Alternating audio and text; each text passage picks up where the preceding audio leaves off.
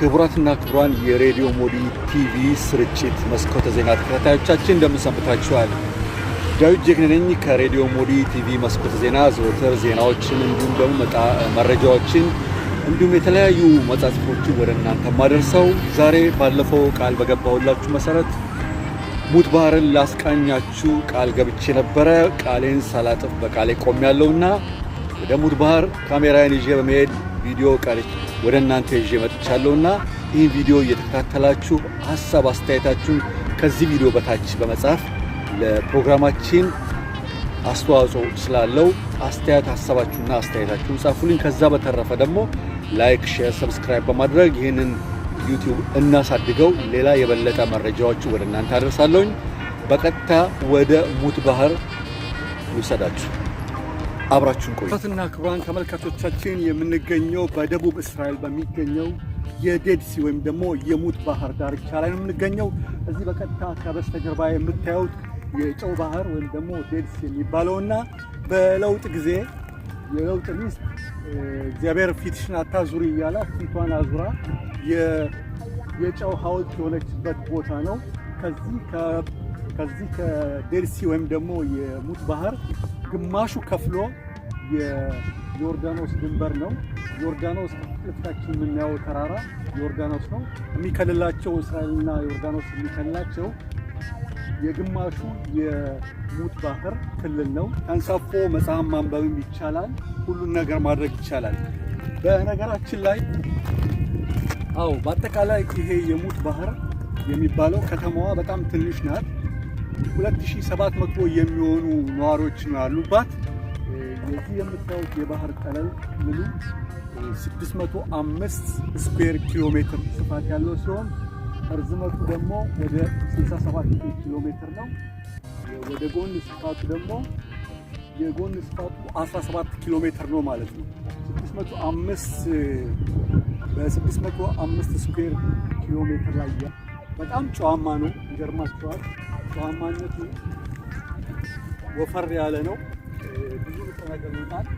ውሃ ለመጠጥ አይሆንም፣ ግን ያው ለቆዳ በሽታ ላለበት የተለያየ ቆዳ በሽታ ያለበት ሰው እዚህ መጥቶ በዚህ በጨው ውሃ ቢታጠብና ጭቃውን ደግሞ በሰውነታቸው ይቀቡታል ፈረንጆቹ።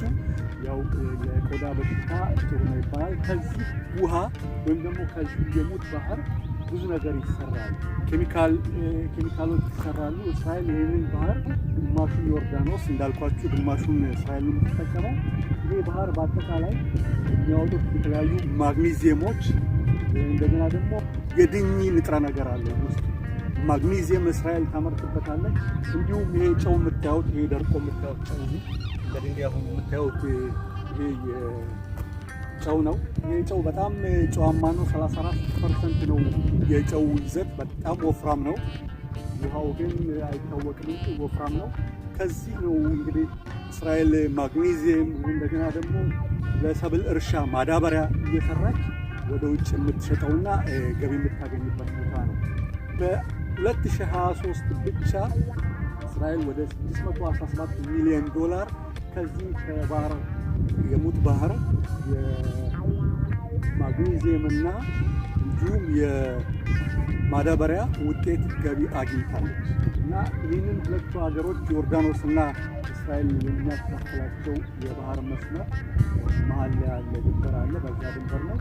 በስተጀርባ የምታዩት ተራራው ዮርዳኖስ ነው። ከተራራው በኋላ ዮርዳኖስ ከተማ ይገኛል ማለት ነው። እና በጣም ድንቅ ከሚያደርጉት ይህን ባህር እንግዲህ የለውጥ ሚስት የዛሬ 1700 ዓመት አካባቢ አባታችን አብርሃም 99 ዓመቱ እያለ ነው እግዚአብሔር እንግዲህ ሶዶምና ገሞራን ላጠፋት ነው የሚለው። ሶዶምና ገሞራ የምትገኘው በዚህ የሙት ባህር በእስራኤልና በዮርዳኖስ አደባባይ ክልል የምትገኝ ናት። እና ሶዶምና ገሞራን እግዚአብሔር ሊያጠፋ ሲል ለአብርሃም ምንድን ነው ያለው?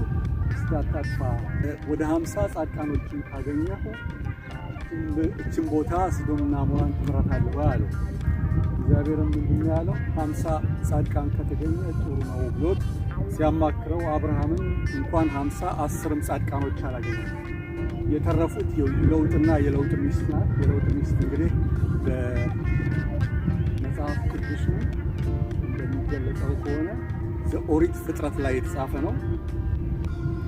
ስሟ እንግዲህ በኢዲት ወይም ኢሪት ትባላለች። የለውጥ ሚስት ቤተሰብህን ይዘህ አመልጥ ነው ያለው እግዚአብሔር እና ቤተሰብን ይዘህ ግን ወደኋላ ዙሪያህን እንዳታይ ባለው ጊዜ ነው እንግዲህ የለውጥ ሚስት ኢዲት ወይም ደግሞ ኢሪት ፊቷን ስትዞር የጨው ሐውልት ሆና የቀረችው እዚህ መሀል የሙት ባህር ከመካከል ወደዛ ትንሽ ራቅ ብሎ አደባባይ ነገር ነበረ። እዛ ላይ ነው የጨው ሐውልት ሆና የቀረችው እና በጣም የሚገርም ደስ የሚል ቦታ ነው። እዚህ ላይ እንደምታዩት ከውጭ የሚመጡ እንግዶች፣ ቱሪስቶች እዚህ ባህሩ ላይ በመንሳፈፍ መጽሐፍ ያነባሉ። በጣም ጨዋማ ነው። አይኑ ውስጥ ከገባ ጉዳት ሊያደርስ ይችላልና ዋና በደንብ የሚችል ነው እዚህ ገብቶ መንሳፈፍ የሚችለው። መዋኘት አይፈቀድም።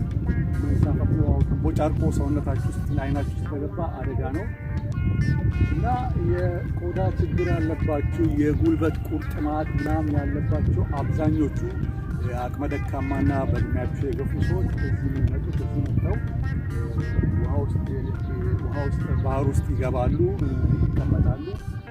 የሚያም ቁስል ካለም ከውስጥ የመዘመዘ ነው የሚያወጣው። ሰውነቱ ሰብቶ በመግባት የቆዳ ችግር ያለበት የቆዳ በሽታ በጣም ፍቱን መድኃኒት ነው።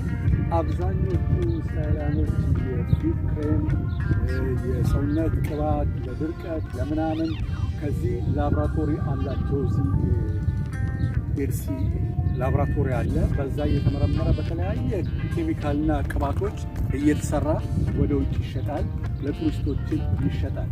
ዛሬ ባዶ ሆኖ ያያችሁት እስራኤል አሁን የምንገኘው በማርች ወር ላይ ስለሆነ በጋው በደንብ ስላልመጣ ብዙ ቱሪስቶችም የሉ። በጋው በደንብ ሲመጣ ብዙ ቱሪስቶች ይመጣሉ። ከአውሮፓ ከአሜሪካ ከተለያየ ቦታ የሚመጡ ነው እና መጥተው ነው የሚያው። ከዚህ በተረፈ ዋናና በጣም የሚያስደንቀው ነገር በዓለም ላይ በጣም ዝቅተኛና ረባዳማ የሚባለው በዓለማችን ይሄ ዴርሲ ወይም ደግሞ ሙት ባህር የሚባለው ነው እና ከባህር ጠለል በታች 430 ኪሎ ሜትር በታች ነው የሚገኘው። በጣም ዝቅተኛና ረባዳማ ቦታ ነው። እዚህ ቦታ እንግዲህ የመጣችሁ ከሌላ ሀገር ወደዚህ ስትመጡ ቱሪስቶች ናችሁ ይህን ቦታ እና የዴርሲ ሙት ባህርን ሳታዩ እንዳትመለሱ። ከዚህ ከኔ ካለሁበት ከሙት ባህር ወደ ኢየሩሳሌም የ116 ኪሎ ሜትር ነው። እኔ 200 ኪሎ ሜትር ተጉዤ ነው ዛሬ እዚህ የደረስኩት እና በጣም ደስ የሚል በረሃማ ቦታ ነው። ብቻው ተራራማና በረሃማ ነው በአብዛኛው። ይሄን ይመስላል፣ ተራራማ ነው። ይህን የጨው ባህር እንደምታዩት ከሆነ እንዲህ ላሳያችሁ። በጣም ወፈር ያለና ጨዋማ ነው። በጣም ቆዳ ላይ እንደዚህ ሲነኩት ራሱ በጣም የማቃጠል ጸባይ አለው። ቁስል ካለ ያደርቀዋል። ይህ የምታዩት የደረቀ ጨው ነው። አንኳር ጨው የደረቀ ነው። አብዛኛውን እስራኤል የምትጠቀምበት ኬሚካሎችን ለፋብሪካዎች እንዲሁም የማዳበሪያ ይሄ ጨው ራሱ ናቹራሊ ማዳበሪያ ሆኖ ለግብርናው በጣም ያገለግላል። ወደ ውጭም ትሸጠዋለች። ቅድም እንዳልኳችሁ በ2023 ብቻ ወደ $600 ሚሊዮን ገቢ ያገኘችበት ከዚህ የጨው ባህር ነው። ያው ጨውን ከጊዜ በጊዜ እየተጠቀሙበት ስለሚመጡ እየሳሳ መጥቷል። እያለቀ ነው። ግማሹን ዮርዳኖስ ትጠቀማለች፣ ግማሹን እስራኤል ትጠቀማለች። በዚህ አማካኝነት ጨው እየሳሳ እያለቀ ነው መጣው እና በጣም የሚገርም ነው። ወደዚህ ወደ እስራኤል ሀገር ስትመጡ ዴርሲን ስታዩ ይህንን ጨዋማ ባህር ሳታዩ እንዳትመለሱ። ተመልከቱ ምን ያህል ጠንካራ እንደሆነ። በእጄ እንኳን ማፍረስ አልችልም። ጨው እንደው በመጠኑ እርጥበትና ያለውን ስላገኘሁት ነው እንጂ ድንጋያማ ነው ይመስለው። ከዚህ በስተጀርባዬም ይሄ መሬት ላይ ተጋግሮ ነጭ ነው የምታዩት። የተጋገረው በረዶ ነው።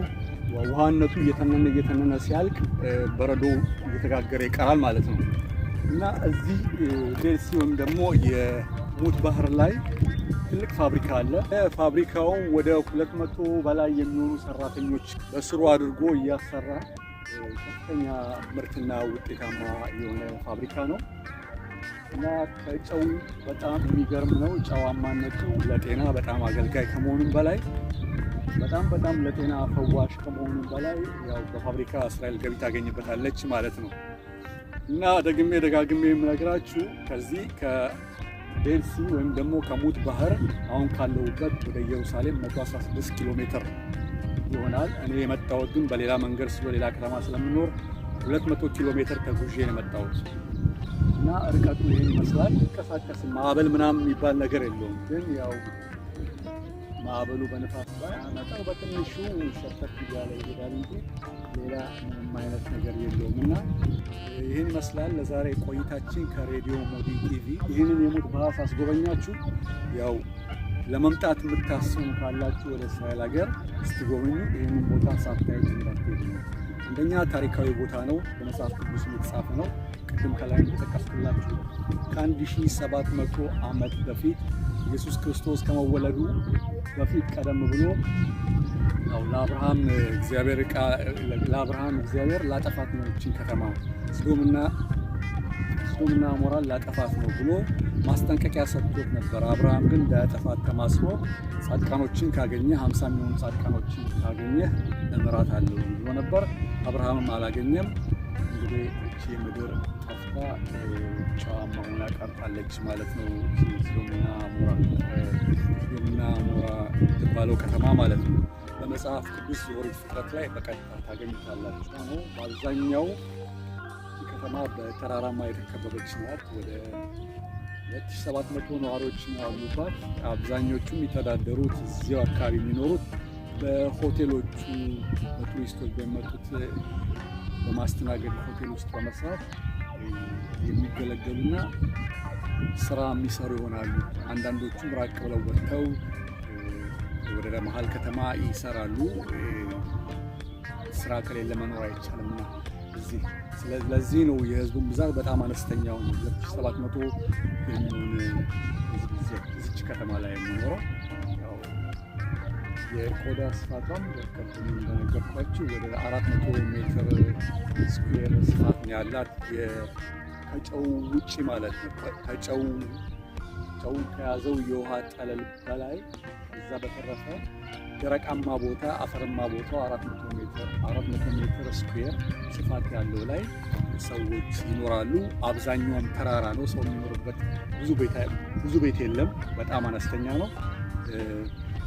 ተራራማ ነው። ቤቶቹን ላሳያችሁ ትንሽ ወደ ኋላ ዞር ብዬ። በጣም አነስተኛ ጅምርም መሆን የሚሰሩ ክቡራትና ክቡራን የሬዲዮ ሞዲ ቲቪ ተከታታዮቻችን እንግዲህ ከዚህ የቀረጽኩላችሁ የሙት ባህር ዳርቻን አስጎብኝቻችኋለሁ።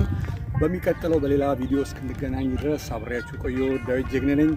አብራችሁን በመቆየታችሁ በጣም አመሰግናለሁ። ይህም ቪዲዮ እስከ መጨረሻው ተከታተሉ። በጣም ትምህርትና የሚጠቅማችሁ ነው።